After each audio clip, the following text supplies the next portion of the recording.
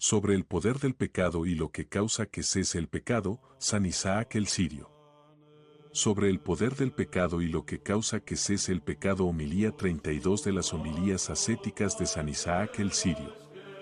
Un hombre no es liberado del placer de las obras del pecado hasta que verdaderamente aborrece la causa del pecado con todo su corazón.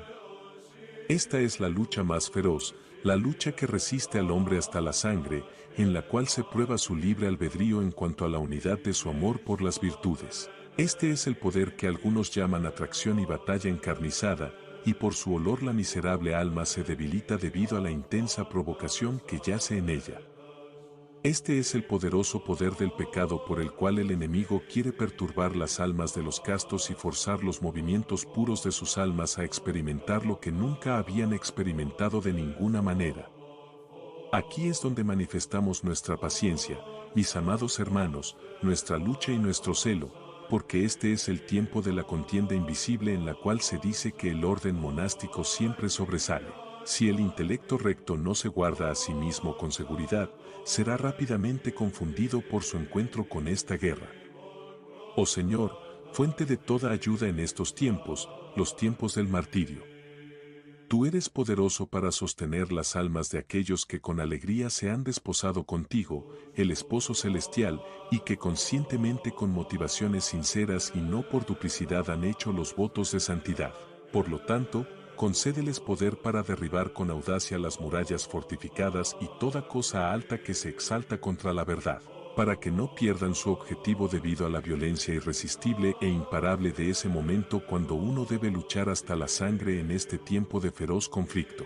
La lucha no siempre es sobre la castidad, porque el abandono también a veces ocurre por causa de la prueba, pero ay del hombre débil que es probado en este conflicto crítico porque gana gran fuerza de las acciones habituales de aquellos que se han rendido a la derrota consintiendo con sus pensamientos.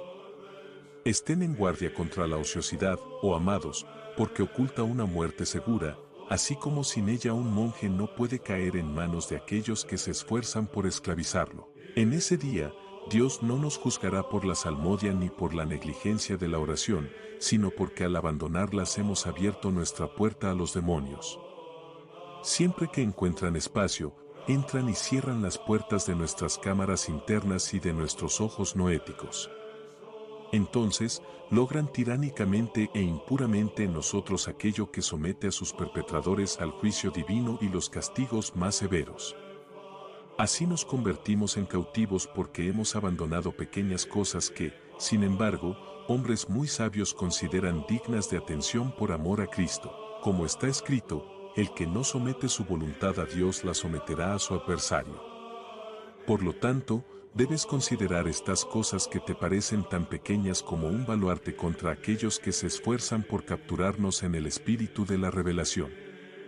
Estas pequeñas cosas han sido establecidas para ser logradas en nosotros mismos para la preservación de nuestra vida por hombres sabios que sostienen los institutos de la Iglesia, pero los insensatos consideran su omisión como de ninguna consecuencia ya que no toman en cuenta el daño que se deriva. El principio y el medio de su camino es una licencia impura, la madre de muchas pérdidas.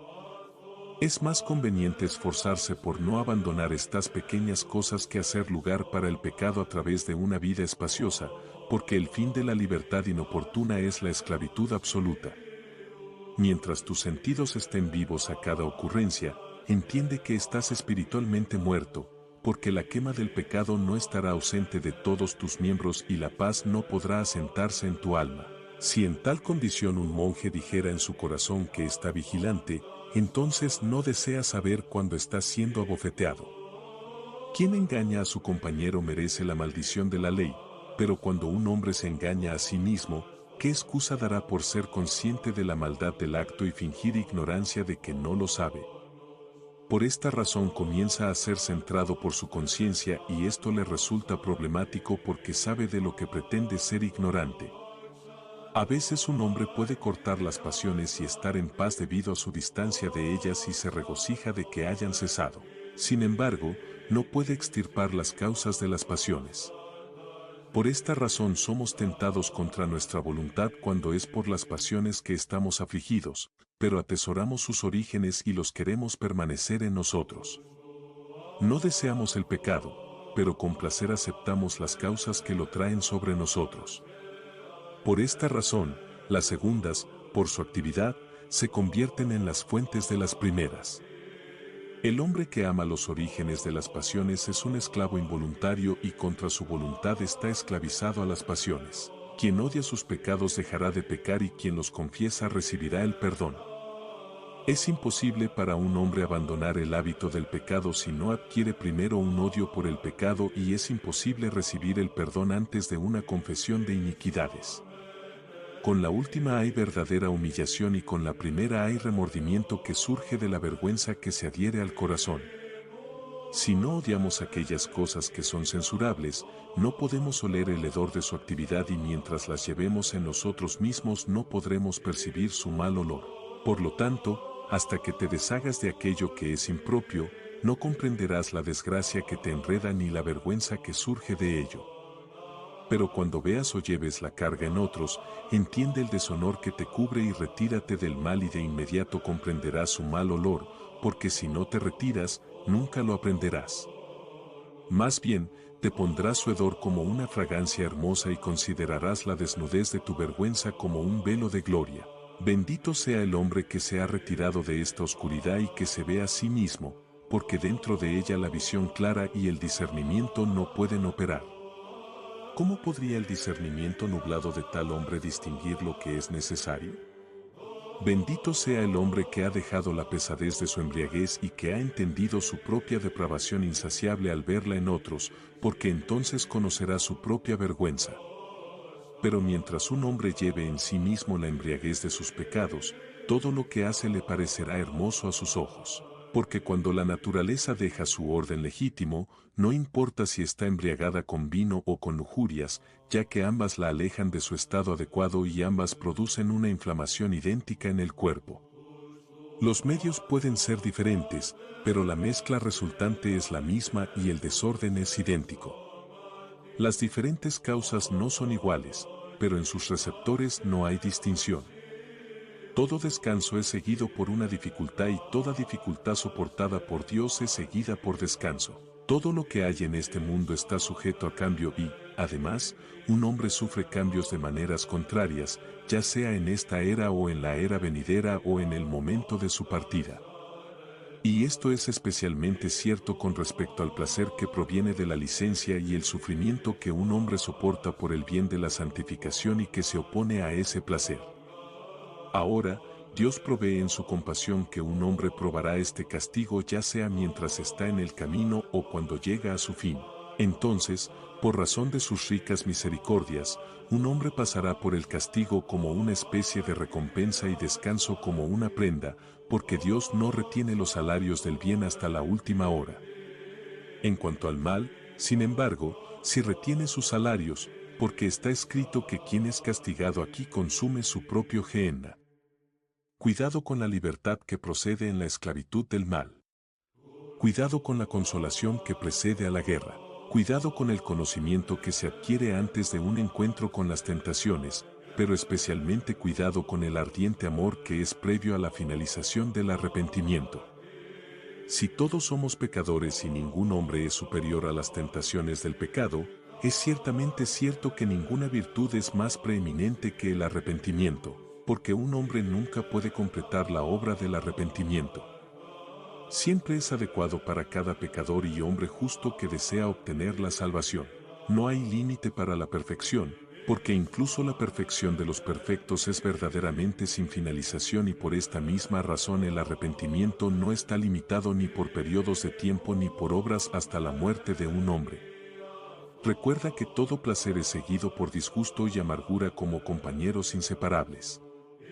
Cuidado con la alegría que no tiene unida la causa de su cambio, porque no puedes entender el término y la causa del cambio de cualquier cosa que sea proporcionada por una disposición oculta desde arriba. Teme aquellas cosas que se consideran poseer uniformidad, porque se dice que están fuera del camino. El que sabe dirigir sabiamente la balsa del mundo ha unido el cambio a todo lo que es de Dios y lo que está fuera de esto es una mera similitud. La relajación de los miembros es seguida por la vagancia y la confusión de los pensamientos. La actividad moderada es seguida por la desesperación y la desesperación es seguida por la vagancia, pero la primera vagancia difiere de la segunda. La primera, originada por la relajación, es seguida por la guerra de la fornicación, pero la segunda, originada por la desesperación, es seguida por el abandono de la propia soledad y el vagar de un lugar a otro. Las obras justas con moderación y perseverancia laboriosa son invaluables, el aflojamiento en ellas aumenta la lujuria, pero el exceso, por otro lado, aumenta la confusión. Pacientemente soporta, mi hermano, la locura de tu naturaleza que prevalece contra ti, porque te preparas para alcanzar la sabiduría que sostiene la corona eterna de la soberanía. No te asustes por la turbulencia de tu cuerpo automático, diseñado para disfrutar ese deleite cuyo conocimiento supera el lazo del hombre carnal cuando se pondrá la imagen celestial, que es el Rey de la Paz.